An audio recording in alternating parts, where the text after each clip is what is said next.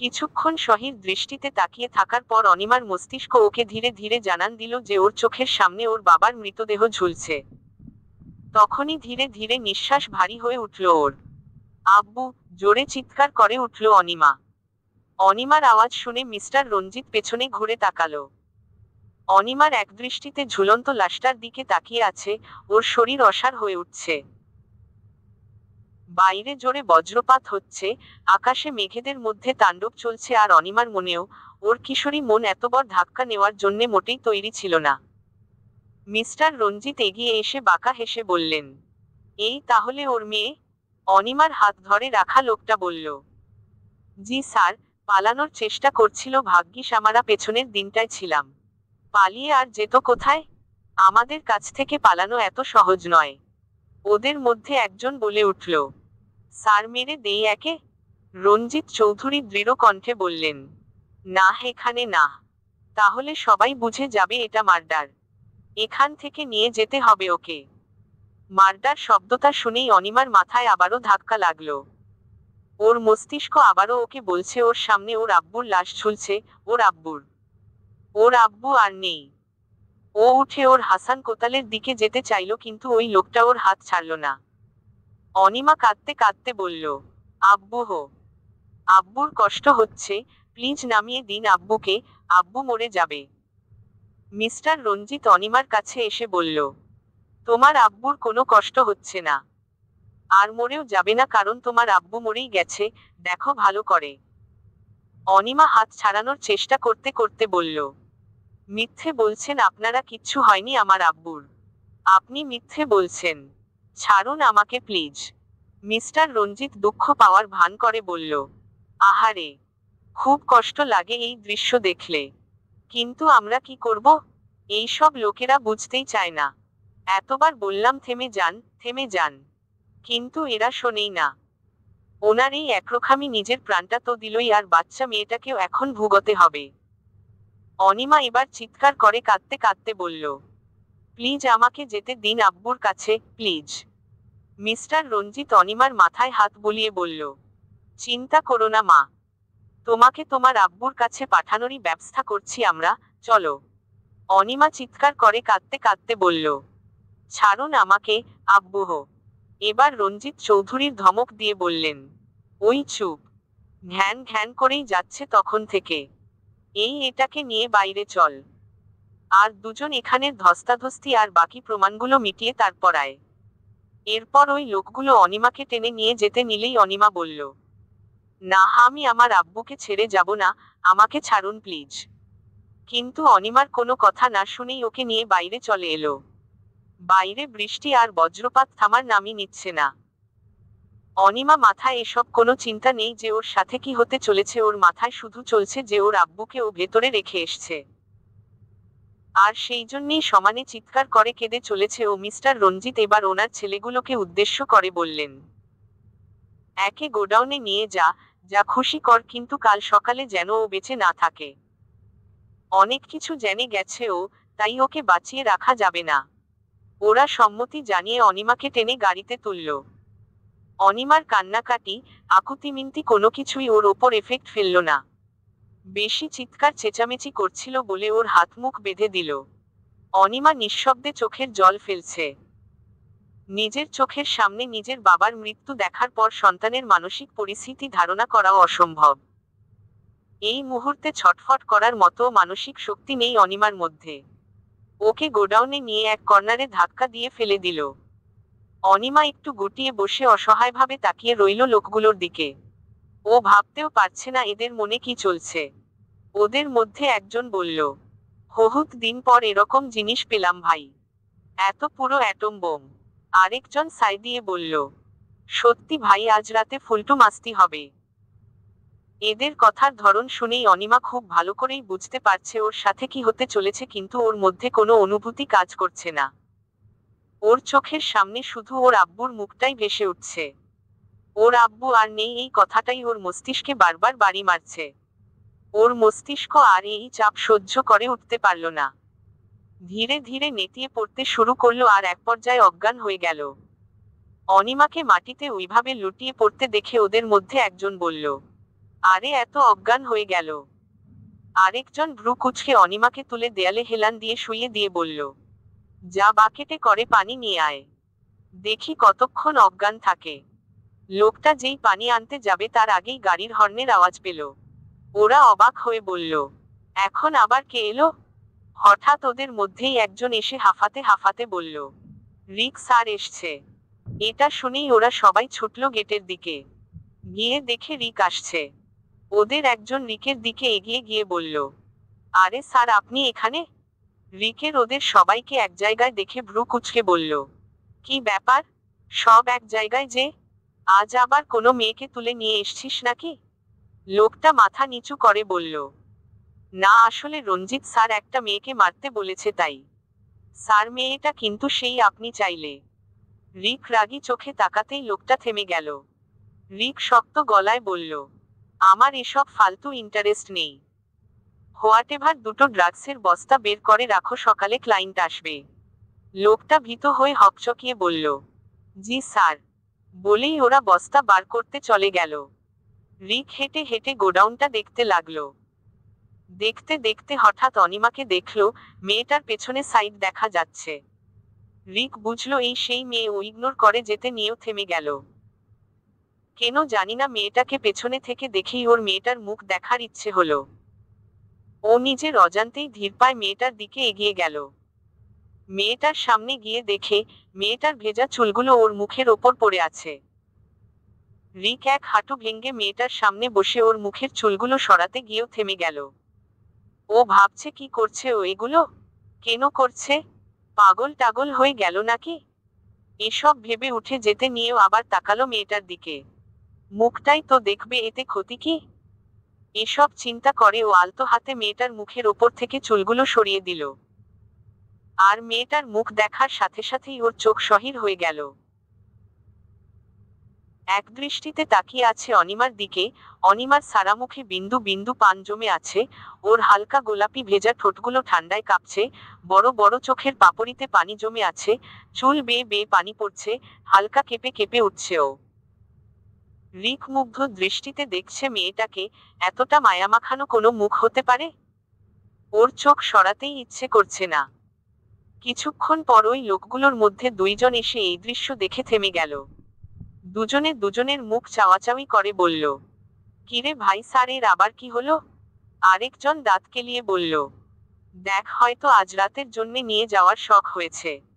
ওপর লোকটি ধমকির স্বরে বলল, চুপ, স্যার শুনলে 12টা বাজিয়ে দেবে। চল আয়। ওরা রিকের কাছে গিয়ে রিককে উদ্দেশ্য করে বলল, স্যার বস্তাগুলো নামিয়ে দিয়েছি। কিন্তু রিক একদৃষ্টিতে তাকিয়ে আছে অনিমার দিকে। একটু জোরে ডাকতেই রিকের হুঁশ এলো। চমকে তাকিয়ে বলল, হ্যাঁ বল। লোকটা মাথা নিচু করে বলল, বস্তা নামিয়ে নিয়েছি। রিক নিজেকে সামলে একটু ইতস্তত করে বলল, অভুম। ওরা যেতে নিলেই রিক থামিয়ে দিয়ে বলল, ওই শোন। ওরা পেছনে ঘুরে তাকালো। রিক অনিমার দিকে তাকিয়ে বলল, মেয়েটাকে কোথা থেকে এনেছিস বললি? ওরা একটু অবাক হলেও বলল, রঞ্জিত স্যারের সব জানেন এর ব্যাপারে। রিক অনিমার দিকে তাকিয়েই বলল, তোরা এখন সবাই চলে যা এখান থেকে। আজ কাউকে এখানে থাকতে হবে না। ওদের একজন হকচকিয়ে বলল, কিন্তু স্যার রঞ্জিত স্যার তো বলেছেন ওকে। রিক শক্ত গলায় বলল, আমি যেতে বলেছি তোদের। ওরা জানে এখন আর কথা বাড়ালে রিক ওদের এখানেই মেরে পুঁতে দেবে, তাই কথা না বাড়িয়ে সবাই চলে গেল। ওরা চলে যেতেই রিক ওর ফোন বের করে রঞ্জিত চৌধুরীকে কল করলো। কল রিসিভ করতেই রিক বলল, আজকে যেই মেয়েটাকে গোডাউনে পাঠিয়েছ ওকে? মিস্টার রঞ্জিত চৌধুরী ভ্রু কুঁচকে বললেন, কেন? সেটা দিয়ে তোমার কি কাজ? রিক বিরক্ত হয়ে বলল, উফ ড্যাড, যেটা জিজ্ঞেস করছি বলো। মিস্টার বুঝতে পারলেন ছেলে সিরিয়াস মুডে আছে তাই বললেন, ওই যে হাসান কোতালের কথা বলেছিলাম না, তার মেয়ে। রিক সোজাসাপটা ভাবে বলল, ওকে মারার প্ল্যানটা ক্যান্সেল। আর ওকে আমি ছেড়ে দিচ্ছি। মিস্টার রঞ্জিত অবাক হয়ে বলল, কি বলছো কি তুমি? হাসানের খুনের ওই একমাত্র সাক্ষী। ওকে বাঁচিয়ে রাখা যাবে না। রিক শক্ত গলায় বলল, শুধু সাক্ষী থাকলেই হয় না, প্রমাণও থাকতে হয়। মিস্টার রঞ্জিত বুঝতে পারলেন যে তার ছেলে কি বলতে চাইছে, তবুও বললেন, কিন্তু। রিক মিস্টার রঞ্জিতকে থামিয়ে দিয়ে বললেন, কোনো কিন্তু নয় ড্যাড, আমার যা বলার বলে দিয়েছি, বাকি খেলাটা তোমরা সাজাও। এটুকু বলে ফোন রেখে দিল রিক। তারপর অনিমার দিকে তাকালো। তারপর বাঁকা হেসে বলল, সো স্যাড বেবি, কি তুমি আমার নজরে পড়ে গেছো? এখন আমিও তোমাকে আমার হাত থেকে বাঁচাতে পারবো না। এদিকে ফোন রেখে রঞ্জিত চৌধুরী কবির শেখকে সবটা খুলে বললেন। সবটা শুনে কবির শেখ কিছুক্ষণ ভাবলেন। তারপর ওনার সেই হাসি দিয়ে বললেন, আমার একটা পরিকল্পনা আছে জিজু। রোদের আলো চোখে লাগতেই ধীরে ধীরে চোখ খুলে তাকালো অনিমা। চোখ খুলে নিজেকে বন্ধ করে নিজেকে সেই গোডাউনে আবিষ্কার করল।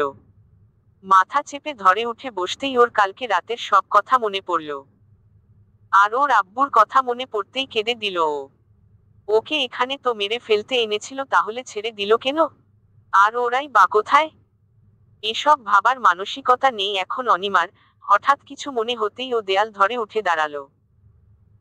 তারপর অনেক কষ্টে বাইরে বেরিয়ে রাস্তাটা খুব সহজেই চিনতে পারল, কারণ এই রাস্তাটা দিয়েই ও কলেজ যেত। শরীর খুব দুর্বল লাগছে ওর, কিন্তু তবুও দৌড় লাগালো বাড়ির উদ্দেশ্যে, ওর আব্বুর কাছে যে ওকে যেতেই হবে। ওর মন শুধু বলছে জাস্ট একটা মিরাক্কেল হোক, আর ও যাতে গিয়ে দেখে ওর বাবা একদম ঠিক আছে। 2-3 বার রাস্তায় হোঁচট খেয়ে পড়েও গেছে, তবুও দৌড়চ্ছে ও। পা কেটে রক্তও পড়ছে, কিন্তু ওর হুঁশ নেই। আধা ঘন্টারও বেশি সময় লেগেছে বাড়ি পৌঁছতে। বাড়ির গেইটে ঢুকেই অনিমা চমকে গেল, কারণ বাড়িতে অনেক ভিড়। প্রেস আর পুলিশও আছে। ওদের ঠেলে সরিয়ে ভেতরে গিয়ে অনিমা থমকে গেল, কারণ হাসান কোতালের বডি নিচে শুইয়ে রাখা হয়েছে। আর তার পাশে ওর মামা, মামি আর অর্ক বসে আছে। অনিমা তার চেয়েও বেশি অবাক হয়েছে রঞ্জিত চৌধুরীকে এখানে দেখে। তবুও ওর আব্বুর দিকে তাকিয়ে আছে। ওর মন এখনো বলছে যে ওর আব্বু এক্ষুনি উঠে বলবে, মামুনি সারারাত কোথায় ছিলে? জানো কত টেনশন করেছি? এমন কেউ করে? অনিমা ওর হাসান কোতালের সামনে বসে কাঁদতে কাঁদতে বলল, আব্বু, এই আব্বু, প্লিজ ওঠো। আমি না কাল রাত থেকে কিচ্ছু খাইনি জানো। তুমি তো জানো তুমি না খাইয়ে দিলে আমি খেতে পারি না, প্লিজ ওঠো, আমার খিদে পেয়েছে তো। এরকম নানা কথা বলার পরেও যখন উঠল না, ইচ্ছে মতো ডাকতে লাগলো ওর আব্বুকে। ওর মামা মামি ওকে বোঝাচ্ছে ওর আব্বু আর নেই, কিন্তু ও শুনছেই না। অনিমা পাগলের মতো চিৎকার করে কেঁদে যাচ্ছে। এক পর্যায়ে ও নিজেই শান্ত হয়ে গেল, একদৃষ্টিতে তাকিয়ে রইল ডেডাবডিটার দিকে। কিছুক্ষণ পর এক অফিসার বলল, ইট শ মাইট বি সুইসাইড। সুসাইড শব্দটা শুনেই অনিমা চোখ মুছে উঠে দাঁড়ালো। তারপর ওই অফিসারের কাছে গিয়ে বলল, এটা সুইসাইড নয় অফিসার, আমার আব্বুকে মার্ডার করা হয়েছে। অফিসার অবাক হয়ে বললেন, হোয়াট? বাট কে করেছে? অনিমা রঞ্জিত চৌধুরীর দিকে ইশারা করে বললেন, উনি উনি খুন করেছে আমার আব্বুকে। মিস্টার রঞ্জিত অবাক হওয়ার ভান করে অনিমার কাছে এসে বলল, কি বলছো কি মামুনি? আমি কেন তোমার আব্বুকে মারতে যাব? অনিমা মিস্টার রঞ্জিতকে কিছু বলবে তার আগেই অফিসার বললেন, আপনি কিসের ভিত্তিতে একজন মিনিস্ট্রির বিরুদ্ধে এত বড় এলিগেশন আনছেন? আপনার কাছে কোনো প্রমাণ আছে? অনিমা চোখ মুছে বলল, আমি নিজেই আব্বুর মৃত্যু নিয়ে মিথ্যে বলবো? আরে আমি নিজের চোখে দেখেছি। ওরা তো আমাকেও মারার জন্যে তুলে নিয়ে গেছিল। পেছনে থেকে অনিমার মামা বলে উঠলেন, কি বলছিস কি তুই অনিমা? তুই কি করে দেখবি? তুই তো কাল রাতে আমাদের বাড়িতে ছিলি। মাথা খারাপ হয়ে গেছে নাকি তোর? অনিমা অবাক হয়ে তাকালো ওর মামার দিকে। মামা এসব কি বলছে? কেন বলছে? ও তো সারারাত গোডাউনেই পড়েছিল, তাহলে মিথ্যে কেন বলছে মামা? এদিকে মিস্টার রঞ্জিত আর কবির শেখ একে ওপরের দিকে তাকিয়ে রহস্যময়ী হাসি দিল। হঠাৎ করে কোনো অপ্রত্যাশিত কিছু দেখলে বা শুনলে কিছু সময়ের জন্যে মানুষের মস্তিষ্ক কি বলা উচিত বা করা উচিত সেটাই ভুলে যায়। আর সেরকমটাই হয়েছে এখন অনিমার সাথে। কিছুটা সময় ও সম্পূর্ণ অবাক হয়ে তাকিয়েছিল ওর মামার দিকে। যখন অনিমা বুঝতে পারল কি হচ্ছে, তখন ও বিস্ময়ভরা দৃষ্টিতে ওর মামা আশরাফ মৃধার দিকে তাকিয়ে বলল, মামু কি বলছো তুমি এসব? আমি কখন তোমাদের বাড়িতে গেলাম? পাশ থেকে ওর মামি মিসেস রাহেলা এসে অনিমাকে আরো অবাক করে দিয়ে বললেন, কবে মানে? কাল সকালেই তো এলি। তোর কোচিং এর ছুটি পড়েছে তাই? অনিমা যেন কথা বলার শক্তি হারিয়ে ফেলেছে। অবাক দৃষ্টিতে দুজনের দিকেই তাকিয়ে আছে। এভাবেই মিথ্যে বলার কারণটা ওর সহজ সরল মন ওর মস্তিষ্কে পৌঁছে দিতে পারছে না। অফিসার বলল, কি হলো? আপনার মামা মামি তো বলছে আপনি বাড়িতে ছিলেনই না তাহলে? ও অফিসারের দিকে একবার আশরাফ মৃধার কাছে গিয়ে বলল, মামু, তুমি মিথ্যে কথা কেন বলছো? তুমি জানো না ওরা আব্বুকে কতটা কষ্ট দিয়ে মেরেছে? মামু প্লিজ সত্যিটা বলো ওদের। আশরাফ মৃধা এবার অফিসারের দিকে তাকিয়ে বলল, স্যার কিছু মনে করবেন না। আসলে বাবাকে খুব ভালোবাসতো তো, হঠাৎ করে ওর বাবার মৃত্যুটা মেনে নিতে পারেনি। তাই মেন্টালি একটু। এটুকু বলে অনিমার মাথায় হাত বুলিয়ে বলল, দেখ মা পাগলামি করিস না। কারো বাবা মা তো আর চিরকাল বেঁচে থাকে না। তাই বলে এভাবে ভেঙে পড়লে চলবে? আমি তোর মামি আছি তো। দুলাভাই যে কেন এমন করলো কে জানে? অনিমা মামার হাত সরিয়ে দিয়ে অফিসারের দিকে তাকিয়ে চিৎকার করে বলল, আমার আব্বু সুইসাইড করেনি। আমার আব্বু কাওয়ার্ড ছিল না যে সুইসাইড করবে। প্লিজ স্যার আমার কথাটা বিশ্বাস করুন। অফিসার ভ্রু কুঁচকে বলল, কি করে বিশ্বাস করব? তুমি তোমার বক্তব্যের কোনো প্রমাণও দেখাতে পারছো না। আর বলছো তোমাকে মারার জন্যে তুলে নিয়ে গেছিল, তাহলে ছেড়ে দিল কেন? বলুন কেন ছেড়ে দিল? অনিমা কোনো উত্তর দিতে পারল না। কি করে দেবে? উত্তরটা তো ওরও অজানা। মিসেস রাহেলা এসে বললেন। মিস্টার রঞ্জিত এগিয়ে এসে বললেন, মামনি তুমি এরকম কেন ভাবছো? তোমার আব্বু খুব ভালো মানুষ ছিল। ওনাকে কেন মারবো আমরা? কবির শেখো সম্মতি দিয়ে বলল, সেই তো। ওরকম একজন সৎ, ভালো মানুষকে কেউ মারার কথা ভাবতেও পারে না। অনিমা এবার রেগে রঞ্জিত চৌধুরীর দিকে তাকিয়ে বলল, একদম নাটক করবেন না। আপনি খুন করেছেন আমার আব্বুকে। আপনাকে আমি। বলে একটা ইট তুলে নিয়ে রঞ্জিত চৌধুরীকে মারতে গেলেই অফিসার অনিমার হাত ধরে বলল, বিহেভ ইউর সেলফ। নাবালিকা তাই জেল না হলেও হোমে পাঠানোর ব্যবস্থা করতেই পারি। আর তোমার মামা ঠিকই বলেছে, ইউ নিড রেস্ট। বলেই অনিমার হাত থেকে ইটটা নিয়ে ফেলে দিল। অনিমা আর কিছু না বলে হাসান কোতালের লাশের সামনে বসে পড়ল। ও বুঝে গেছে ওর কথা কেউ শুনবে না। তাই চুপচাপ নিজের আব্বুর দিকে তাকিয়ে চোখের জল ফেলতে লাগলো। অফিসার মিস্টার রঞ্জিতের দিকে তাকিয়ে বাঁকা হাসলেন, উত্তরে মিস্টার রঞ্জিতও হাসি দিলেন। হ্যাঁ অনিমার মামা মামি আর অফিসার সবাইকেই মিস্টার রঞ্জিত টাকা দিয়ে কিনে নিয়েছে, এমনকি প্রেসের লোকদেরও টাকা খাইয়ে রেখেছে। নইলে অনিমার এসব কথা এভাবে উড়িয়ে দেওয়ার প্রশ্নেই ওঠে না। পুলিশ অফিসাররা ডেডাবডি নিয়ে যাওয়ার সময় আরেক বিপদ হলো। অনিমা কিছুতেই নিয়ে যেতে দেবে না, কিন্তু পোস্টমর্টেম এর জন্যে তো নিতেই হবে। অনিমাকে লেডি অফিসাররা জোর করে ওকে ধরে রেখেছে। বডিটা নিয়ে পুলিশেরা যাওয়ার পরে বাকি সবাই চলে গেল। অনিমা বসে বসে চিৎকার করে কাঁদছে। কিছুক্ষণ পর আশরাফ মৃধা এসে শক্ত গলায় বলল, কান্নাকাটি হয়ে গেলে এবার ভেতরে চল। অনিমা অবাক হয়ে তাকালো আশরাফ মৃধার দিকে। তারপর কিছু একটা ভেবে চোখ মুছে উঠে দাঁড়িয়ে বলল, তোমরা মিথ্যে কেন বললে? হ্যাঁ, আমি তো তোমাদের বাড়িতে ছিলামই না, তাহলে কেন বললে না সত্যিটা? উল্টে আমাকে মেন্টালি সিক বানিয়ে দিলে সবার সামনে। কেন করলে এমন? কেন? আশরাফ মৃধা কষিয়ে একটা থাপ্পড় মারল অনিমার গালে। তাল সামলাতে না পেরে বসে পড়ল অনিমা। গালে হাত দিয়ে ছলছলে চোখে আশরাফ মৃধার দিকে তাকাতেই উনি ধমকের সুরে বললেন, তো কি তোদের জন্যে আমরা মরবো নাকি? বেশি হিরোগিরি দেখাতে গিয়ে তোর বাপ মরল, তোকে কেন ছাড়লো সেটাই বুঝলাম না। মানুষ একটা ধাক্কা কাটিয়ে ওঠার আগেই একটার পর একটা নতুন নতুন ধাক্কা পেলে তখন তার মধ্যে আর অবাক হওয়ার বা প্রতিক্রিয়া করার কোনো ক্ষমতা থাকে না। তাই অনিমাও আর কোনো প্রতিক্রিয়া করছে না, গালে হাত দিয়ে মাথা নিচু করে চোখের জল ফেলে যাচ্ছে। ওর সত্যিই আর কিছুই বলার নেই। মিসেস রাহেলা আশরাফ মৃধাকে চোখ রাঙিয়ে কিছু ইশারা করে অনিমার কাছে বসে বলল, দেখ মা মামার কথায় কিছু মনে করিস না। উনি তো তোকে খুব ভালোবাসেন। আমরা যা করেছি তোর ভালোই জন্যেই করেছি।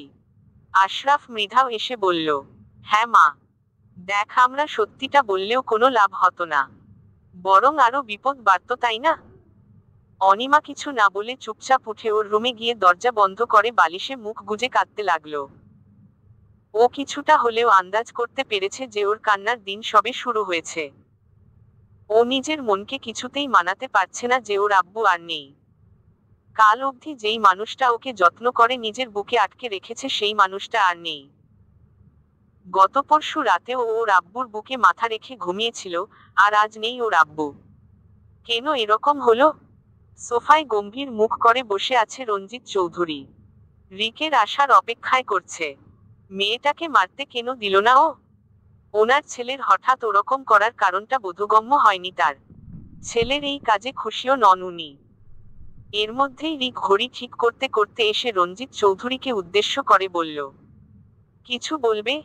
রঞ্জিত চৌধুরী ভ্রু কুঁচকে রিকে দিকে তাকিয়ে বললেন, এসবের মানে কি রিক? মেয়েটাকে ছেড়ে দিলে কেন তুমি? কতটা ঝামেলা হতো বুঝতে পারছো? ফেসে যেতাম পুরো। রিক হু কেয়ার ভাব নিয়ে বলল, হয়নি তো কিছু, এত ভাবছো কেন? মিস্টার রঞ্জিত রাগী কণ্ঠে বললেন, হয়নি কারণ ওর মনে ওই মামা মামির মুখ টাকা দিয়ে বন্ধ করেছিলাম, আর ওই অফিসার আর প্রেসকেও টাকা দিতে হয়েছে। যদি রাজি না হতো তাহলে? রিক হালকা হেসে বলল, টাকার কাছে সবাই মাথা নামিয়ে নেয় ড্যাড। মিস্টার রঞ্জিত এবার বেশ বিরক্ত হয়ে বললেন, যদি তাই হতো তাহলে ওই হাসান কোতালকে মারতে হতো না। যাই হোক, মেয়েটাকে মারতে দিলে না কেন? রিক একটু আলসেমি ঝেড়ে সোফায় বসে বলল, তোমার একমাত্র বৌমাকে নিজের হাতে মেরে ফেলবে? Not done. এটা শুনে কবির শেখ অবাক হয়ে তাকালো রিকের দিকে।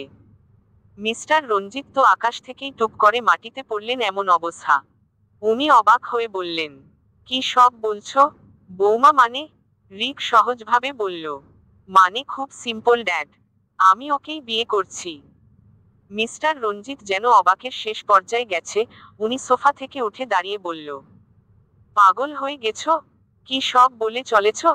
রিক দৃঢ় কণ্ঠে বলল, তুমি জানো আমি যা বলি ভেবে চিন্তেই বলি। মিস্টার রঞ্জিত খুব ভালো করে চেনেন তার ছেলেকে। একবার যেটা বলে সেটা যে কোনো মূল্যে করেই ছাড়ে। কারো কথা শোনার ছেলেও নয়।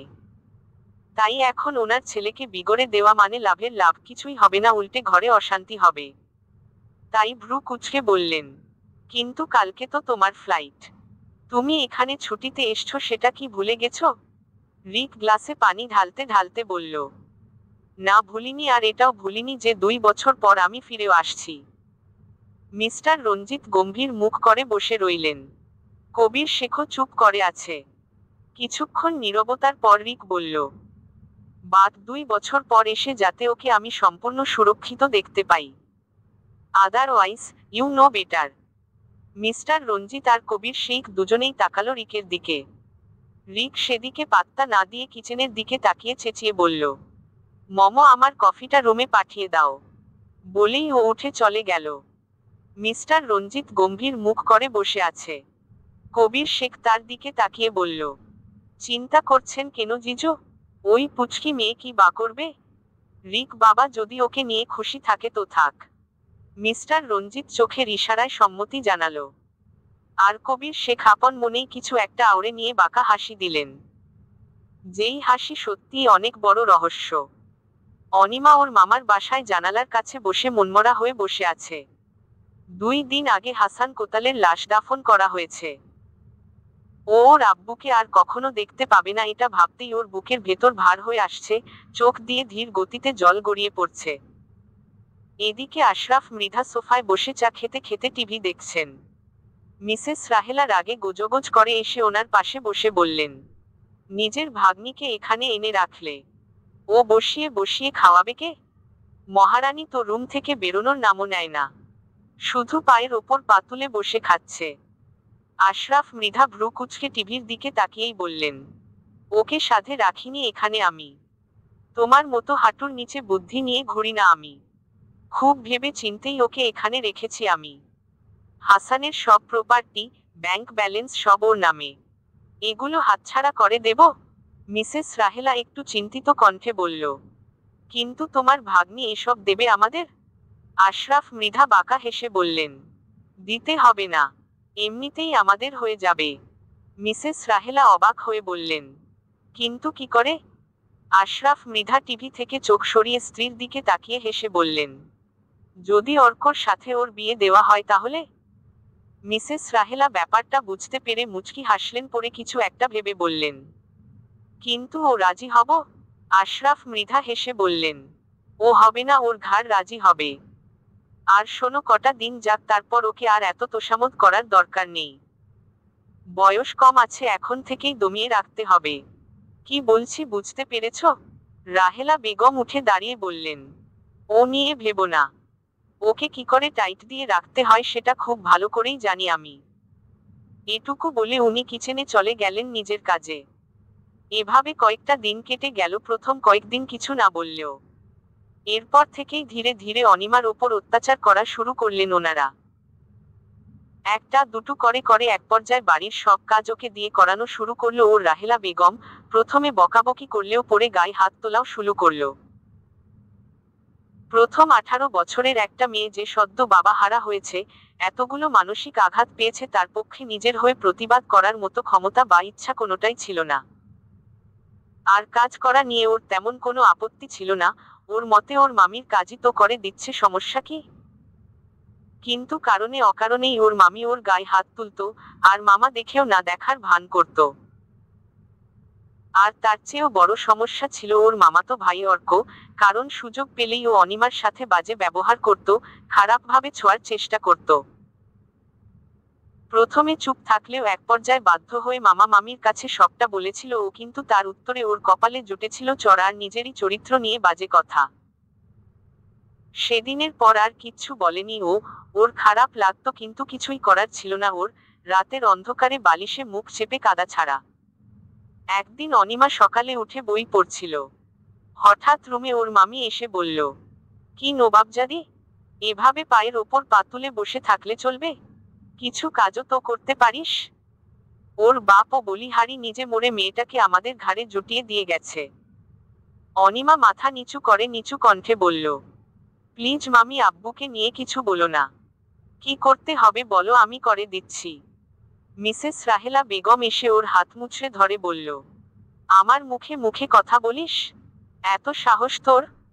অনিমা চোখ খিচে বন্ধ করে আছে। ওর মামি ওর হাত ছাড়া দিয়ে বলল, যা অর্ককে কফি করে দিয়ে আয়।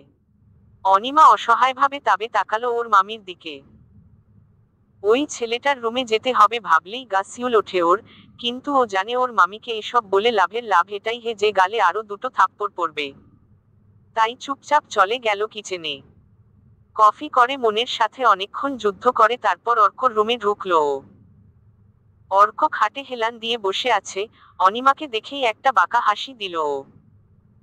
অনিমা মাথা নিচু করে টি টেবিলে কফি মগটা রেখে ফিরে আসতে নিলেই ওর হাত ধরল অর্ক। অনিমা ছাড়ানোর চেষ্টা করতেই গরম কফি মগের ওপর ওর হাতটা চেপে ধরল অর্ক। জ্বালায় চোখ বন্ধ করে মৃদু আর্তনাদ করে উঠল অনিমা। রিক আরো জোরে চেপে ধরে বলল, এত ছটফট কেন করিস? আমি ধরলেই গায়ে ফোসকা পড়ে, তাই না? অনিমা কাঁদো কাঁদো গলায় বলল, ভাইয়া লাগছে আমার। রিক অনিমার হাত কফি মগে চেপে ধরেই উঠে দাঁড়িয়ে বলল, লাগার জন্যেই দিচ্ছি। এত তেজ কিসের? হ্যাঁ, কদিন পর তো আমারই হবি। এত নাটকের কি আছে? এটুকু বলে ওপর হাত অনিমার কোমরে রাখতে যাবে তার আগেই আশরাফ মৃধা অর্ককে ডাকল। বাবার ডাক শুনে অর্ক অনিমাকে ছেড়ে দিয়ে চলে গেল। অনিমা চোখ মুছে কিচেনে চলে গেল, কারণ এগুলো ওর কাছে এখন স্বাভাবিক হয়ে গেছে। এভাবেই কেটে গেল 2 বছর। এই 2 বছরে এগুলোই সহ্য করে চলতে হয়েছে অনিমাকে। কথায় কথায় ওকে থাকা খাওয়ার খোটা দিত। অথচ হাসান কোতালের ইন্স্যুরেন্স, অফিস থেকে, ব্যাংক থেকে প্রতি মাসে যা আসে তাতে অনিমা কেন ওই 3 জনেরও খাওয়ার খরচ হয়ে যায়। এগুলো বুঝতে পারে অনিমা, কিন্তু কিছু বলে না। যেমনই হোক, ওর তো দুনিয়াতে এই মামা মামিই আছে। এখান থেকে চলে গেলে ও একা একটা মেয়ে যাবে কোথায়? তবে পড়াশোনায় বাধা দেয়নি, কিংবা বলা যায় দিতে পারেনি। অনিমা নিজের স্কলারশিপ এর টাকা দিয়েই পড়ত। আর এর মধ্যে অর্কর সাথে ওর বিয়েও ঠিক করে ফেলেছে। না করার ক্ষমতা ছিল না ওর। এই 2 বছরে ও ভুলেই গেছে যে ওর নিজের জীবনের সিদ্ধান্ত ও নিতে পারে। গতকাল 2 বছর পর দেশে ফিরেছে রিক। আজ অনিমার কাছে যাবে বলে ঠিক করেছে। 2 বছর ছোটখাটো খবরাখবর রেখেছে অনিমার সম্পর্কে। কোন ইউনিভার্সিটিতে পড়ে, কোথায় আছে সব। তবে ঘরের ভেতরের খবর তো ওর জানা নেই। ও কার ড্রাইভ করছে আর ভাবছে 2 বছর ধরে অপেক্ষা করেছি আজকের দিনটার। আজ থেকে তুমি শুধুই আমার। You are only mine. এদিকে অনিমা ক্লাস শেষে সিঁড়ি দিয়ে নিচে নামবে তখন হোঁচট খেয়ে পড়ে যেতে নিলেই পাশ দিয়ে যেতে থাকা একটা ছেলে ওর হাত ধরে ফেলল। অনিমা সোজা হয়ে দাঁড়াতেই ছেলেটা বলল, আর ইউ ওকে? অনিমা মুচকি হেসে কিছু বলবে তার আগেই কেউ একজন অনিমাকে হাত ধরে ঘুরিয়ে জোরে একটা থাপ্পড় মারল। অনিমা গালে হাত সামনে তাকিয়ে অপরিচিত একজনকে দেখে রেগে বলল, আপনার সাহস কি করে হলো আমাকে? আর কিছু বলার আগেই আরো চড় পড়ল ওর গালে, এবার ও সিঁড়ির ওপরেই পড়ে গেল। যেই ছেলেটা অনিমাকে ধরেছিল কিছু লোক এসে ওই ছেলেটাকে ধরে নিয়ে গেল। অনিমা আহম্মকের মতো তাকিয়ে আছে, কিছুই মাথায় ঢুকছে না ওর যে ওর সাথে এসব কি হচ্ছে। ছেলেটা ওর সামনে বসে ওর গাল চেপে ধরে বলল, খুব শখ না ছেলেদের হাত ধরার? অনিমা গালে হাত দিয়ে অবাক হয়ে বলল, কে আপনি? আর আমার সাথে এরকম কেন করছেন? আর ওকে কোথায় নিয়ে গেল? রিক অনিমার হাত চেপে ধরে বলল, খুব দরদ উতলে উঠছে ওর জন্যে। হ্যাঁ, ওকে এটা বোঝাতে নিয়ে গেছে যে রিক চৌধুরীর জিনিসে হাত দিলে তার কি পরিণাম হয়। এবার চলো, তোমাকেও কিছু বোঝানোর আছে। বলেই টেনে নিয়ে যেতে লাগলো অনিমাকে। অনিমা কিছুই বুঝতে পারছে না যে কে এই রিক চৌধুরী, আর ওর সাথেই বা এমন কেন করছে। রিক ওকে টেনে গাড়িতে তুলল, তারপর গাড়ি স্টার্ট করে সোজা ওকে ওর নিজেরই মামা বাড়িতে নিয়ে এলো। তারপর ওকে টেনে নামিয়ে ভেতরে নিয়ে গেল। অদ্ভুতভাবে ওর মামা মামি অর্ক কিছুই বলছে না, যেন তারা জানে যে এটাই হওয়ার। অনিমাকে নিয়ে ওরই রুমে ধাক্কা দিয়ে ফেলে দিল রিক। তারপর বাইরে গিয়ে দরজা লক করে সোজা কিচেনে চলে গেল। অনিমা সমানে দরজা ধাক্কিয়ে মামা মামিকে ডাকছে, কিন্তু তারা সব শুনেও শুনছেন না। রিক ওখান থেকে একটা চটা নিয়ে গ্যাস অন করে ওটা পুড়িয়ে উত্তপ্ত করে ওটা নিয়ে আবার অনিমার রুমের দিকে গেল। আশরাফ, মৃধা, মিসেস রাহলা, অর্ক সবাই নীরব দর্শকের ভূমিকা পালন করছে। রিক দরজা বন্ধ করে অনিমার দিকে। অনিমা ফ্লোরে বসে কাঁদছে। একটু বেশি শোকড হয়েছে মেয়েটা। রিকের হাতে ধোয়া ওঠা স্টিলের চটা দেখে অনিমা ভয়ে গুটিয়ে গেল, চিৎকার করে মামা মামিকে ডাকতে লাগলো, কিন্তু ওনারা তো ওনারাই। রিক ওর সামনে হাঁটু ভেঙে বসে ওর হাত ধরে সামনে এনে দাঁতে দাঁত চেপে ধরে বলল, এই হাতটাই ধরেছিল ওই ছেলেটা, তাই না? অনিমা অসহায়ভাবে তাকিয়ে আছে রিকের দিকে। হঠাৎ কোথা থেকে এলো এই ছেলে আর কেন ওর সাথে এমন করছে সেটাই বুঝতে পারছে না ও। হঠাৎ করেই ওর হাতের ওপর গরম চটাটা চেপে ধরল রিক। জোরে চিৎকার করে উঠল অনিমা। প্রায় মিনিট খানেকের মতো অনিমার হাতে চটাটা চেপে ধরে রেখে ওকে ছেড়ে দিল রিক। নিজের হাত ধরে ফুপিয়ে কাঁদতে লাগলো অনিমা। রিক রাগে গোজগোজ করে বলল, নেক্সট টাইম যদি অন্য কোনো ছেলের ধারে কাছেও যেতে দেখি না, এমন অবস্থা করব যে আয়নার সামনে দাঁড়ালে নিজেই নিজেকে চিনতে পারবে না। এটুকু বলে ওখান থেকে চলে গেল রিক। অনিমা হাত ধরে বসে কাঁদতে লাগলো। আসলে রিক সকালে বাসাতেই এসছিল, কিন্তু অনিমাকে পায়নি পড়ে ওর মামা মামির সাথে কথা বলে রিক আর এটাও বুঝতে পারে যে ওনাদের অনিমার প্রপার্টি চাই। ও চাইলেই ওদের হুমকি দিয়ে এমনিতেই সব করতে পারত, কিন্তু ও ঝামেলা চায় না, তাই ওনাদের বলেছে যে অনিমার সব প্রপার্টি ওনাদেরই থাকবে। শুধু তাই না, ও নিজেও প্রতি মাসে ওনাদের এক্সট্রা টাকা দেবে, কিন্তু তার পরিবর্তে অনিমাকে ওর চাই। মানে আজ থেকে অনিমা ওর, অনিমা এই বাড়িতেই থাকবে, কিন্তু অনিমার ওপর সব ধরনের রাইট ওর থাকবে। আর অনিমার মামা মামিও টাকার লোভে পড়ে রাজি হয়ে যায়। এক কথায় অনিমাকে রিকের কাছে বিক্রি করে দেয়। যদিও রিক চেয়েছিল অনিমাকে এখনই নিয়ে যেতে, কিন্তু কবির শেখকে বলে যে আগে অনিমার অনার্স শেষ হোক তারপর এসব ভাবতে। এরপর থেকেই রিকের নানারকম টর্চার সহ্য করতে হয়েছে অনিমাকে, কারণে অকারণে নানারকম ভাবে টর্চার করত ও অনিমাকে। এক পর্যায়ে রিক অনিমার কাছে সবচেয়ে ভয়ের বস্তু হয়ে গেল, যাকে দেখলেই ওর রুহু কেঁপে উঠত। কিন্তু ও বুঝতে পারত না কেন এমন করে ওর সাথে, আর মামা মামি বা কেন কিছু বলে না। একদিন অনিমা ওর মামা মামির কথা শুনে ফেলে, আর সেদিন খুব ভেঙে পড়ে ও। এতদিন সব সহ্য করলেও এবার সবকিছু ওর সহ্যসীমার বাহিরে চলে যায়। এতটা খারাপ মানুষ কি করে হতে পারে? শুধুমাত্র টাকার জন্যে নিজের ভাগ্নেকে এমন একটা লোকের কাজে কেউ বিক্রি করে দিতে পারে? তাও সেই লোকটার ছেলে, যেই লোকটা ওর বাবাকে খুন করেছে। সত্যিই টাকা কি এতই শক্তিশালী, যার কাছে মনুষ্যত্বের কোনো জায়গাই নেই? অনিমার সামনে ওর মামাতো ভাই অর্ক দাঁড়িয়ে আছে। অর্ক শয়তানি হাসি দিয়ে তাকিয়ে আছে অনিমার দিকে। সেই হাসিটা অনিমার কাছে বিষের মতো লাগছে, ইচ্ছে করছে ঠাটিয়ে গালে দুটো চড় বসিয়ে দিতে। অর্ক অনিমার হাতটা এখনো ধরে আছে। অনিমা চোয়াল শক্ত করে বলল, তুমি এখানে কি করছো? আর এখানে কেন এসছো? অর্ক অনিমার হাতে একটু টান দিয়ে এগিয়ে এনে বলল, কেন? আমি এসে পড়ায় তোর খুব সমস্যা হয়ে গেল? খুব ফুর্তিতে আছিস দেখছি। অনিমা রেগে হাত ছাড়ানোর চেষ্টা করতে করতে বলল, ভাইয়া হাতটা ছাড়ো। এটা শুনে অর্ক অনিমার হাত ধরে আরেকটু কাছে টেনে বলল, কেন অন্য ছেলেকে জড়িয়ে ধরতে পারিস, রিকের সাথে রাত কাটাতে পারিস, আর আমি একটু হাত ধরলেই দোষ? অনিমার চোখ দুটো ছলছল করে উঠল, সাথে রাগও হচ্ছে প্রচুর। ও হাত ছাড়ানোর চেষ্টা করতে করতে বলল, একটুও বদলাও নি তুমি, এখনো সেই একই রকম আছো। অর্ক অনিমার হাতে চাপ দিয়ে ধরে বলল, ও আমি খারাপ আর তুই কোথাকার সতী সাবিত্রী রে? অনিমা জিজ্ঞাসু দৃষ্টিতে তাকালো অর্কর দিকে, যদিও ও হাতে ব্যথা পাচ্ছে, কিন্তু অর্ক কি বলতে চাইছে সেটাই বুঝতে পারছে না ও। অনিমাকে তাকিয়ে থাকতে দেখে অর্ক বলল, কি দেখছিস? ভুল কিছু বলছি? কদিনেই এত বড় একটা রকস্টারকে পটিয়ে নিলি, আর মন্ত্রীর ছেলে তো তোর জন্যে পাগল, ওর সাথে তো রাতও কাটিয়েছিস। তাহলে আমি কি দোষ করলাম? হ্যাঁ, ওদের মতো অত টাকা না থাকলেও কম তো নেই। আর দেখতে ওদের থেকে খুব বেশি খারাপ না তাহলে? অনিমার ঘৃণা হচ্ছে সামনে দাঁড়িয়ে থাকা এই লোকটাকে। একটা মানুষের চিন্তাধারা এত নিচু হতে পারে? ছি। অনিমা অর্কের দিকে তাকিয়ে বলল, এরকম নোংরা চিন্তাধারা শুধু তোমার মতো মানুষেরই আছে। অর্ক আরো জোরে চেপে ধরল অনিমার হাত, ব্যথায় কুকিয়ে উঠল ও, চোখ দিয়ে না চাইতেও পানি গড়িয়ে পড়ল। অর্ক দাঁতে দাঁত চেপে বলল, ও তো তুই বলতে চাইছিস রিক তোর সাথে কিছুই করেনি? যতবার রিক তোকে দেখতে আসতো রুমে গিয়ে দরজা লক করে দিত, কেন সেটা বুঝি না আমরা? এতটাই বোকা ভাবিস আমাকে?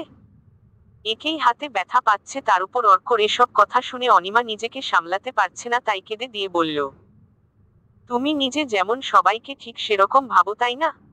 ও তো রিক খুব ভালো, ধোয়া তুলসী পাতা তাই না? অনিমা নিজেকে ছাড়ানোর চেষ্টা করতে করতে বলল, না উনি খারাপ, খুব খারাপ একজন মানুষ। কিন্তু এই দিক দিয়ে তোমার চেয়ে হাজার গুণ ভালো। ওই 2 বছরে উনি চাইলেই আমার সাথে যা খুশি করতে পারতেন, বাধা দেবার ক্ষমতা না আমার ছিল না অন্য কারো। কিন্তু উনি এমন করেননি, কোনোদিন ওইরকম কোনো উদ্দেশ্যে আমাকে স্পর্শও করেননি। যতবার আমাকে ছুঁয়েছেন শুধু মারার জন্যেই ছুঁয়েছেন। কিন্তু তুমি আমার সাথে কি করেছো সেটা নিশ্চয়ই বলে দিতে হবে না? অর্ক বাঁকা হেসে অনিমার হাতে আরো চাপ দিয়ে বলল, বাহ, খুব বুলি ফুটেছে দেখছি। মনের সব ভয় চলে গেছে নাকি? অনিমার মনে হচ্ছে ওর হাত ভেঙ্গেই যাবে, এত জোরে চেপে ধরেছে, কিন্তু অর্কর এসব কথায় ওর ব্যথার চেয়ে এখন রাগ বেশি হচ্ছে। তাই ও রাগী কণ্ঠে বলল, তোমাকে ভয় পাই না আমি, আগেও পেতাম না, আর না ভবিষ্যতে পাবো। আমি শুধু তোমাকে ঘৃণা করি। অর্ক এবার অনিমার হাত পেছনে নিয়ে মুচড়ে ধরে বলল, তাই না? তো রিককেও ভয় পাস না? এটা শোনার সাথে সাথেই অনিমার রাগী চেহারায় হালকা ভয় মিশ্রিত হলো, বুকের ভেতর ধক করে উঠল। অনিমার ওই ফেস রিয়াকশন দেখে অর্ক হেসে অনিমার হাতে আরেকটু মোচড় দিয়ে বলল, কি ওর নাম শুনেই সব তেজ শেষ? অনিমা এবার কাঁদো কাঁদো গলায় বলল, কেন এভাবে আমার পেছনে পড়ে আছো তোমরা? তোমাদের তো আমার বাবার সব প্রপার্টি চাই, আমি তো দিয়েই এসছি সব, ওসবের দাবি নিয়ে তো যাইনি আমি, আর আমি কথা দিচ্ছি কোনোদিন যাবও না। তবুও প্লিজ চলে যাও এখান থেকে, একটু শান্তি দাও আমায়। অর্ক শব্দ করে হেসে দিল অনিমার কথায়, তারপর অনিমার হাতে একটু টান দিয়ে আরো কাছে এনে বলল, তোর খোঁজ যদি আমরা রিককে দেই, তার বিনিময়ে আমি কি পাবো জানিস? একটা মোটা অঙ্কের ক্যাশ। অনিমা অবাক হয়ে তাকিয়ে বলল, শুধু টাকার জন্যে তোমরা? হ্যাঁ, শুধু টাকার জন্যেই। এবার শোন, তোকে একটা সুযোগ দিচ্ছি, চুপচাপ আমার সাথে আমাদের বাড়িতে চল। তারপর আমি রিককে বলবো যে তুই নিজের ভুল বুঝতে পেরে নিজেই ফিরে এসছিস। এতে হয়তো তোর শাস্তিটা কমে যাবে। অনিমা কাঁদতে কাঁদতে বলল, তোমরা সত্যিই অমানুষ। অর্ক এবারও হেসে দিয়ে অনিমার হাতে আরো চাপ দিয়ে বলল, সেটা তুই আজকে বুঝলি? শোন, রিক ঠিক পেয়ে যাবে তোকে খুব তাড়াতাড়ি, তাই নিজের ভালো চাইলে যেটা বলছি সেটাই কর। চল।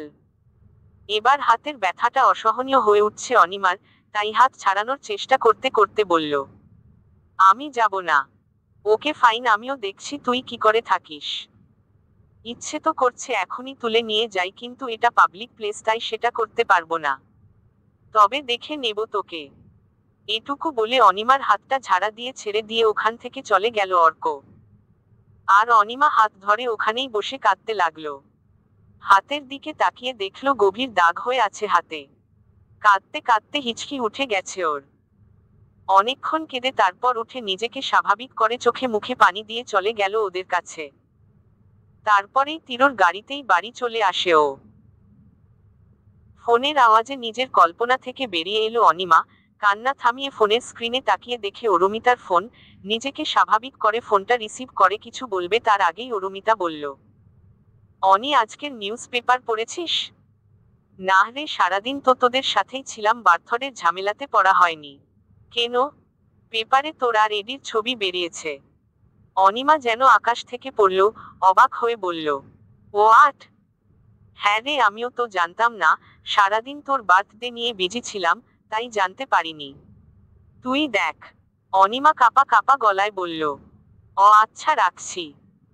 ফোনটা রেখেই অনিমা তাড়াতাড়ি ল্যাপটপ অন করলো, তারপর নিউজটা দেখে অনিমা চমকে উঠল।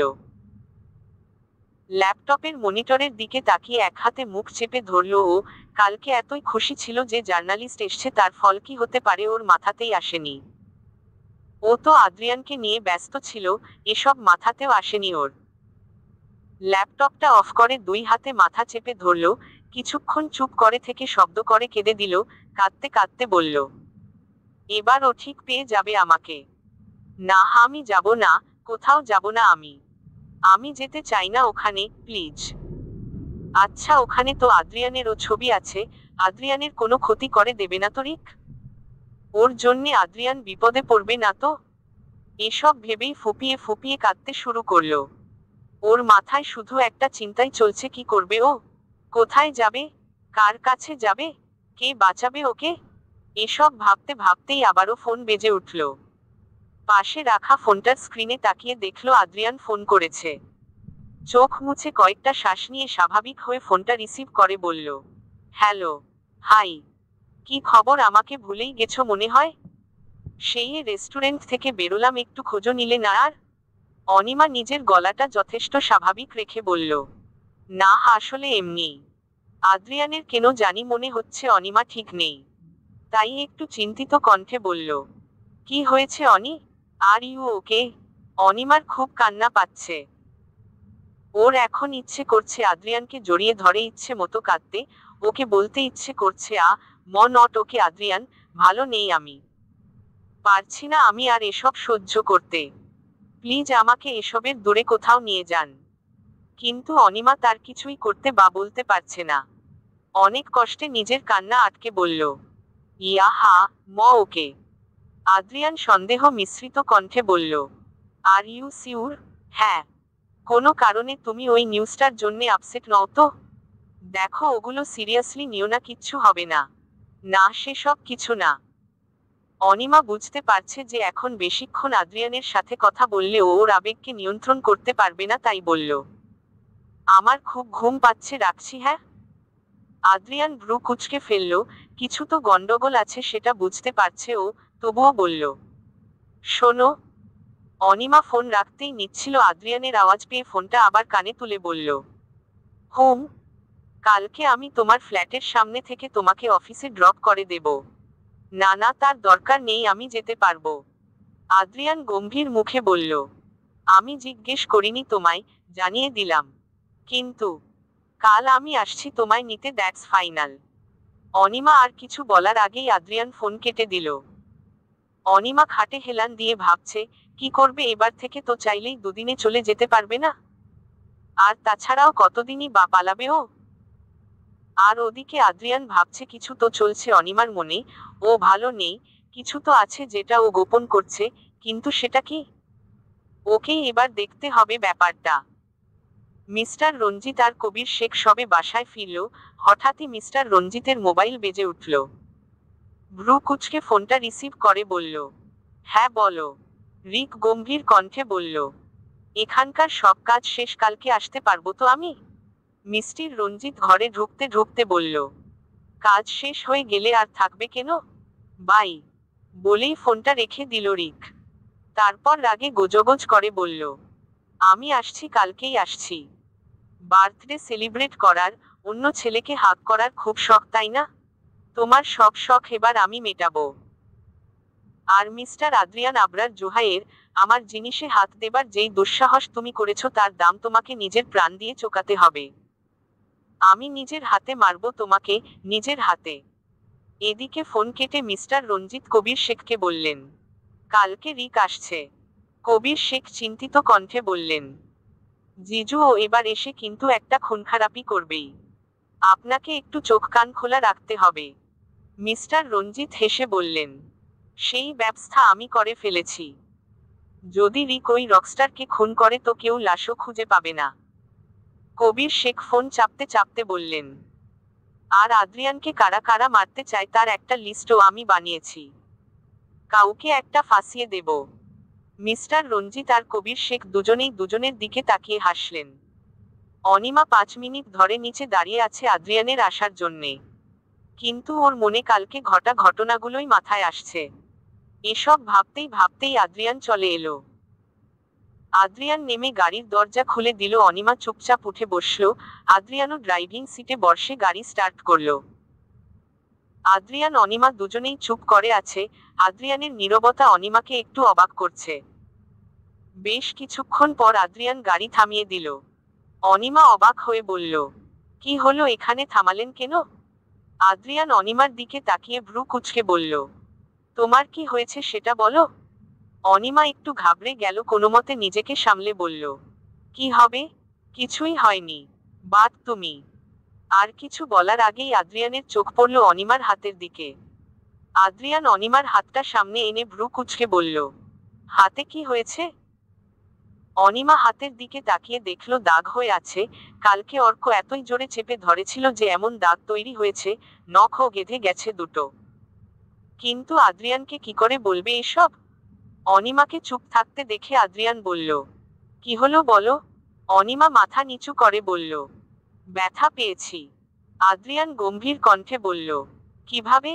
নিজেও জানি না কিভাবে হলো। আদ্রিয়ান অবাক হয়ে বলল, মানে কি? অনিমা কি বলবে কিছুই বুঝতে পারছে না, তাই মাথা নিচু করে বলল, অফিসে লেট হয়ে যাচ্ছে আমার। কিন্তু প্লিজ।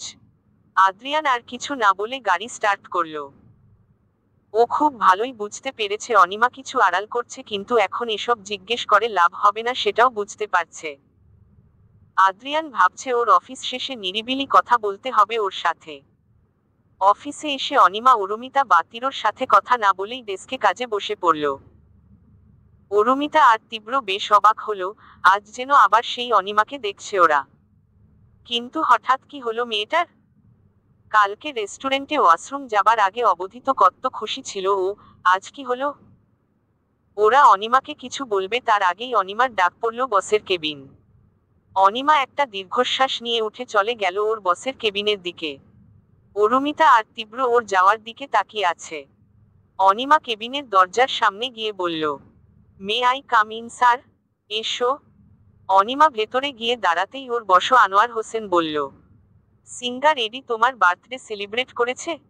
অনিমা ইতস্তত করে বলল, জি স্যার।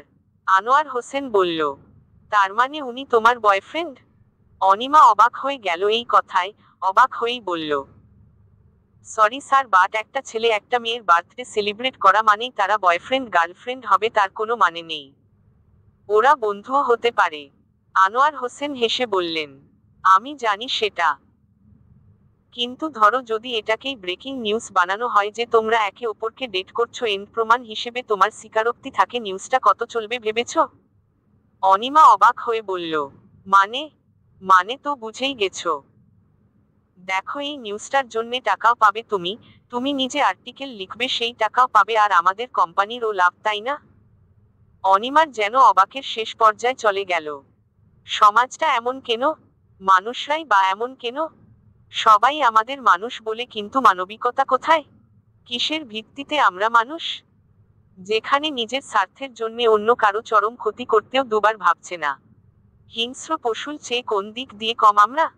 একটা দীর্ঘশ্বাস নিয়ে অনিমা বলল, তো স্যার আমি জার্নালিস্ট নাকি বিজনেসম্যান? আনোয়ার হোসেন ভ্রু কুঁচকে বললেন, হোয়াট ডু ইউ মিন? মানে একটা খবরকে বেশি আকর্ষণীয় করতে আর সুস্বাদু করতে তাতে তেল, ঝাল, মশলা মিশিয়ে বাজারে বিক্রি করাকে তো ব্যবসায় বলে না স্যার? লাইক ইনভেস্টমেন্ট আর প্রফিট? আনোয়ার হোসেন ধমকে বললেন। অনিমা অনিমা ওর বসের চোখে চোখ রেখে বলল, সরি স্যার, আমরা দুজনেই জার্নালিস্ট।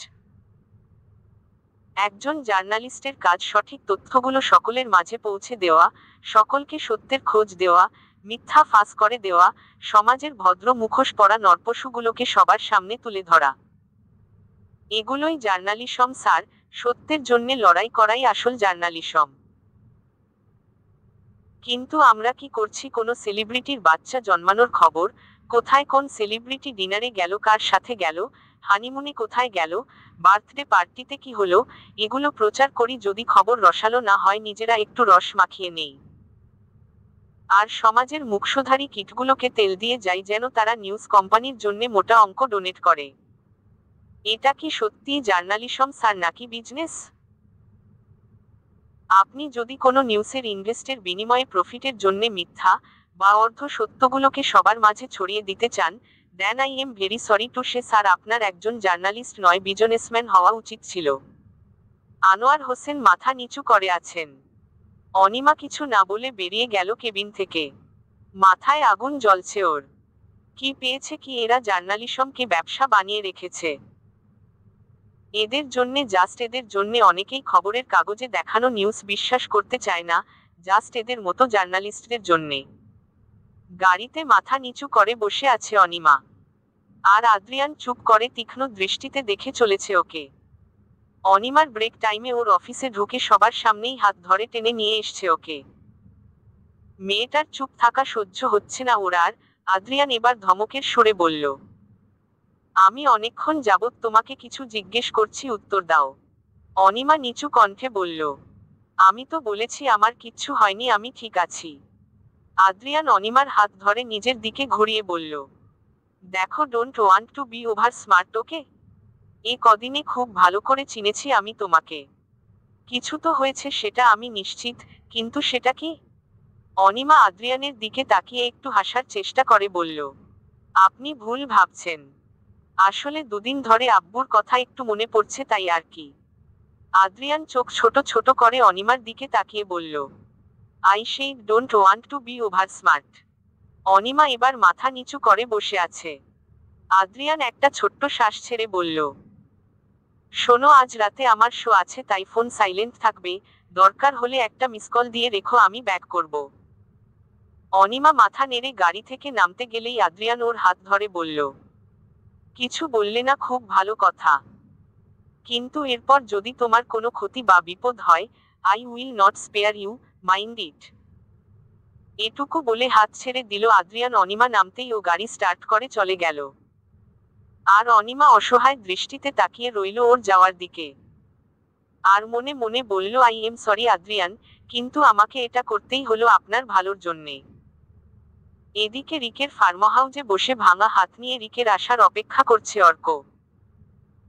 আসলে গতকাল সন্ধ্যায় কয়েকজন লোক এসে ওকে মেরে ওর ডান হাত ভেঙে দিয়ে গেছে আর একটা হুমকি চিঠিও ধরিয়ে দিয়ে গেছে। এখন ওর মনে একটা কথাই চলছে, কার লোকেরা এসে ওর হাতটা ভেঙে দিয়ে গেল আর হুমকি চিঠি দিয়ে গেল? রিকের লোক? কিন্তু রিক তো কলকাতা ছিল, একটু আগে বাংলাদেশে ল্যান্ড করলো। অনিমার সাথে ও কেমন বিহেভ করে সেটাতে রিক জানে না, তাহলে? এসব ভাবতে ভাবতেই রিক চলে এলো। রিককে দেখেই অর্ক দাঁড়িয়ে গেল। রিক অর্কর ভাঙা হাতের দিকে ভ্রু কুঁচকে তাকিয়ে বলল, তোমার হাতের এই অবস্থা কে করলো? অর্ক বুঝতে পারল যে রিক এসব করেনি, তাহলে কে করলো? তবুও সিউর হতে বলল, আসলে পড়ে গেছিলাম বাথরুমে। আচ্ছা, আপনি কি আমায় কোনো চিঠি দিয়েছেন? রিক বসে বিরক্ত হয়ে বলল। ফোন মেসেজের এত সিস্টেম থাকতে আমি চিঠি দেব কোন দুঃখে, তাও তোমাকে? অর্ক এবার সিউর হলো যে রিক এসব করায়নি। রিক গম্ভীর কণ্ঠে বলল, কি বলতে এসছো সেটা বলো। আপনাকে একটা খবর দেবার আছে, মানে অনিমার খবর পেয়ে গেছি। রিক হেসে দিল অর্কর কথায়। রিকের হাসি দেখে অর্ক অবাক হলো। হাসি থামিয়ে রিক বলল, অনিমার খোঁজ আরো 5 দিন আগেই পেয়েছি। কি করছে, কোথায় করছে, কিভাবে করছে সব খবর আছে আমার কাছে। আর আজকেই আমি যাচ্ছি ওকে আনতে। নতুন কিছু বলার থাকলে বলো, নইলে যাও। অর্ক একটু নিরাশ হলো, কোথায় ভাবলো যে এই খবর দিয়ে মোটা অঙ্কের টাকা হাতাবে সেটা আর হলো না। রিক বুঝলো অর্ক আর কিছু বলবে না, তাই উঠে বেরিয়ে গেল। অর্ক সেই চিঠিটা বের করে ভাবলো কে হতে পারে। রিকের চেয়েও ভয়ঙ্কর আদৌ কেউ আছে, যে এমন হাড়হিম করা হুমকি দিতে পারে? চিঠিটা খুলে আরেকবার পড়ল অর্ক, তাতে লেখা আছে, ইচ্ছে তো করছে তোর গলা কেটে দেই, কিন্তু আমার জানতে পারা এটা তোর প্রথম ভুল, তাই শুধু হাতটা ভাঙলাম। ওর হাতে যতটা না লেগেছে তার থেকে 100 গুণ বেশি আমার বুকে লেগেছে। এরপর ওর গায়ে হাত দেওয়া তো দূর, ওর দিকে তাকালে শুধু চোখ দুটো উপরাবো, তাই না তোর শরীরের একটা রোগও অক্ষত থাকবে না, আই প্রমিস।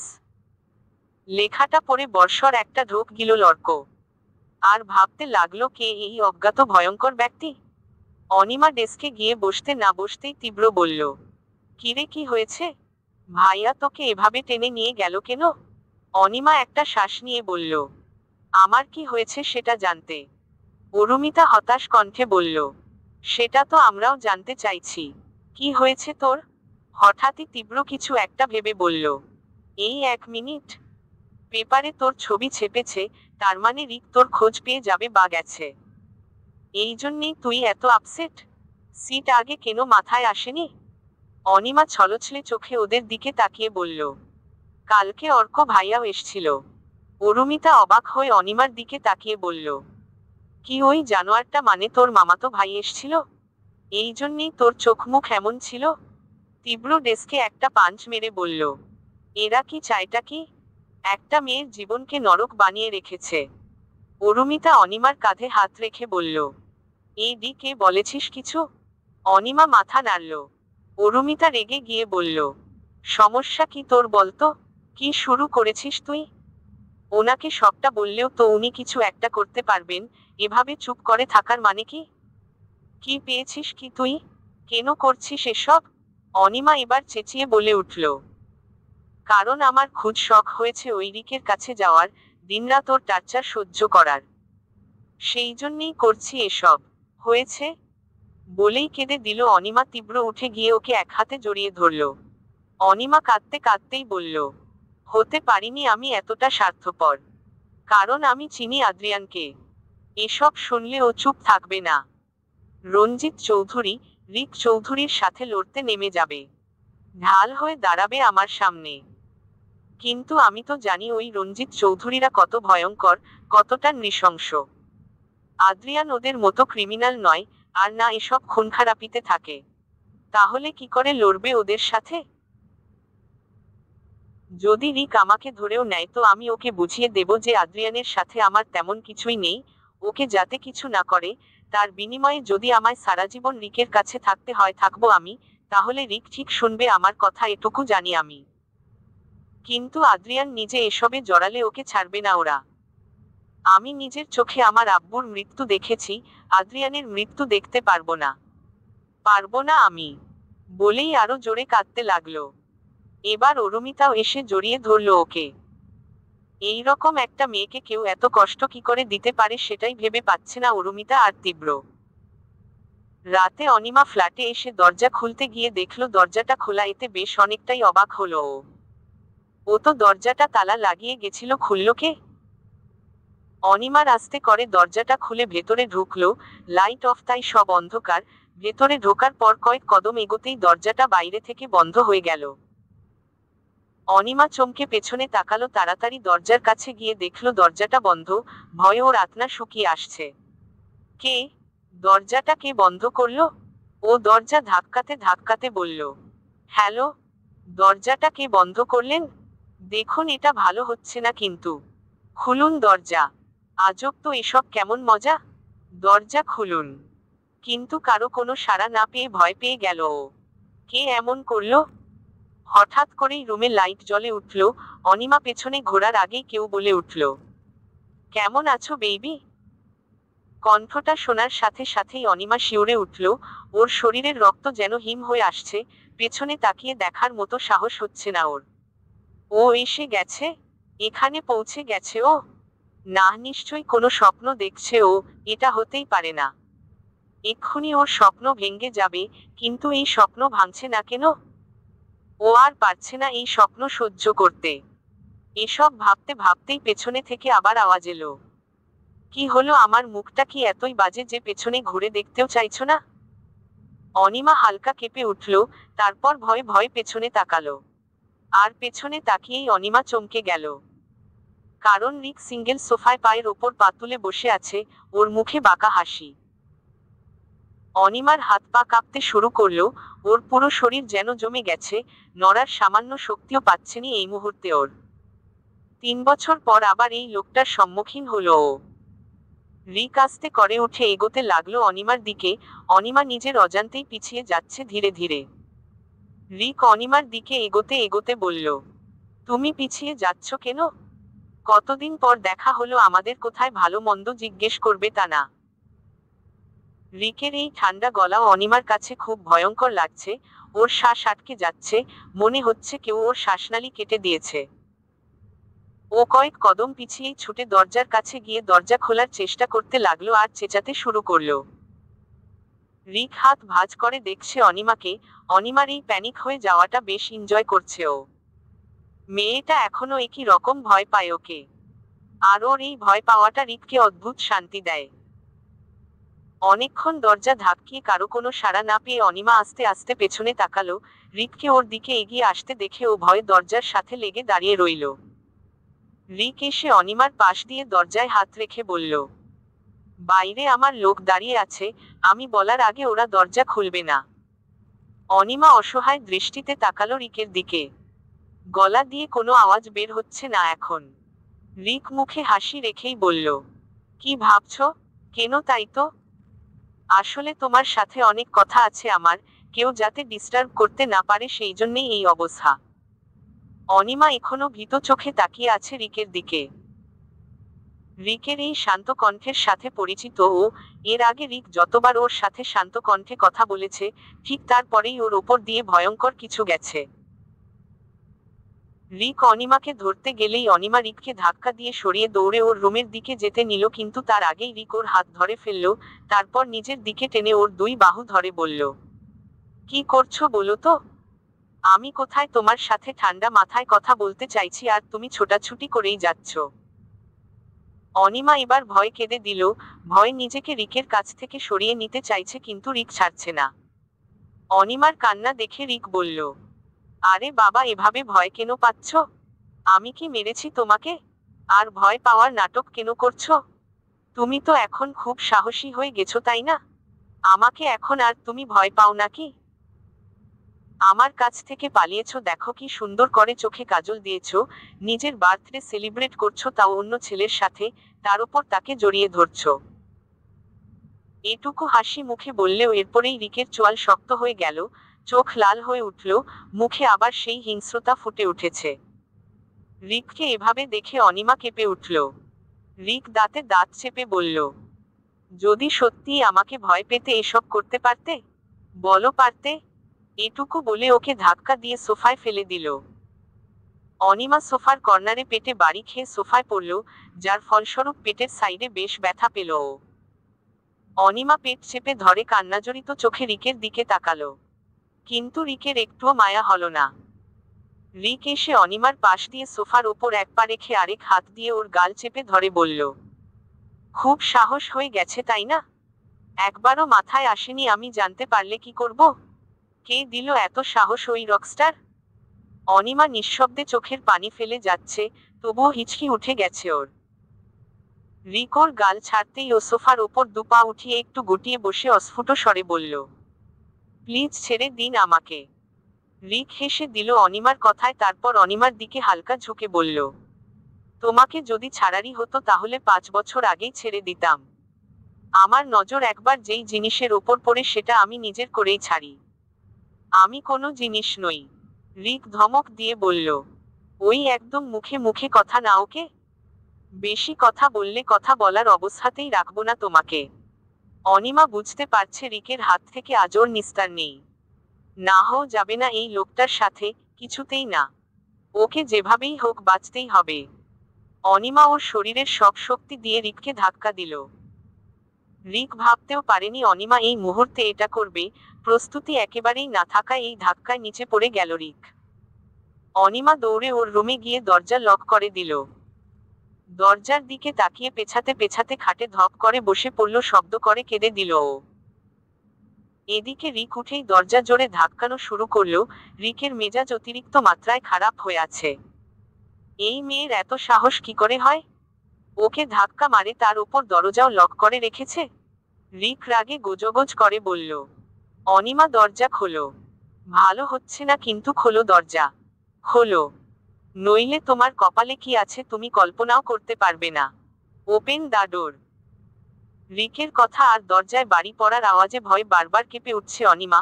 বেডের ওপর গুটিসুটি মেরে বসে ফুপিয়ে কেঁদে চলেছে। কি করবে ও এখন? রিক ক্রমাগত দরজায় বাড়ি মেরাই যাচ্ছে আর নানারকম হুমকি দিয়ে যাচ্ছে। অনিমার মাথা কাজ করছে না, ভয় জমে যাচ্ছে। হঠাৎ করেই আদ্রিয়ানের কথা মনে পড়ল, ওকে ফোন করবে। কিছু না ভেবেই কাঁধ থেকে ব্যাগটা নামিয়ে ফোনটা বের করলো অনিমা। বারবার কল দেওয়ার পরেও আদ্রিয়ান ফোনটা রিসিভ করছে না। এদিকে রিক দরজায় আঘাত করেই চলেছে। অনিমা ভাবছে আদ্রিয়ান ফোনটা ধরছে না কেন। এমনিতে তো কল করতে না করতেই ফোনটা রিসিভ করে ফেলে, আজ কি হয়েছে? তারপর ওর মনে পড়ল যে আদ্রিয়ান বলেছিল আজ ওর শো আছে। এটা মনে পড়তেই অনিমা ফোনটা খাটে ছুঁড়ে ফেলে ফ্লোরে বসে পড়ল। এদিকে আদ্রিয়ান স্টেজে দাঁড়িয়ে শো করছে। কিছুক্ষণ পরেই শো শেষ হবে। ওর পার্সোনাল ফোন ওর প্যান্টের পকেটে বারবার ভাইবারেট হচ্ছে, কিন্তু স্টেজে চলতি গান ছেড়ে ও ফোন পিক করতে পারছে না। কিন্তু ওর কেমন একটা ফিল হচ্ছে, ভেতরটা অস্থির লাগছে। বারবার মন বলছে ওর গানটা খুব তাড়াতাড়ি শেষ করা দরকার, খুব দরকার, কিন্তু কেন এমন মনে হচ্ছে আদ্রিয়ান জানে না। রিক দরজায় জোরে একটা বাড়ি দিয়ে বলল, অনিমা ফর লাস্ট টাইম বলছি ভালোয় ভালোয় দরজা খোলো। তোমার ফ্ল্যাটের মেইন ডোর খুলতে পেরেছি, এটা খোলা বড় ব্যাপার হবে না আমার কাছে, দরজা খোলো। অনিমা কাঁদতে কাঁদতে চিৎকার করে বলল, প্লিজ চলে যান, প্লিজ। আমি যেতে চাই না আপনার সাথে, দয়া করুন আমায়। এই কথাগুলো রিকের রাগ আরো বাড়িয়ে দিল। রিক রেগে গিয়ে বলল, এভাবে শুনবে না তুমি তাই না? ঠিক আছে নাও, জাস্ট ওয়েট। কিছুক্ষণ পর একটু অন্যরকম শব্দ হতে লাগলো দরজায়। ভয় অনিমার পুরো শরীর কাঁপছে। ফ্লোরে হাঁটু গুটিয়ে বসে কেঁদে চলেছে ও। ওর মনে হলো আদ্রিয়ানকে একটা মেসেজ করা উচিত। ও উঠতে নেবে, হঠাৎ ফোন বেজে উঠল। আদ্রিয়ান, হ্যাঁ নিশ্চয়ই আদ্রিয়ানই ফোন করেছে। একটু আশার আলো দেখলো অনিমা। উঠে তাড়াতাড়ি ফোন ধরবে, তার আগেই ধরাম করে দরজাটা খুলে গেল। চলবে। হ্যালো কলিজার বন্ধুরা, গল্পটি কেমন হলো একটা কমেন্ট করে জানাবেন। আপনাদের ভালোবাসা দিয়ে চ্যানেলটিকে সাবস্ক্রাইব করে রাখুন। এই গল্পের অংশ পরের গল্পতে পেয়ে যাবেন। ধন্যবাদ।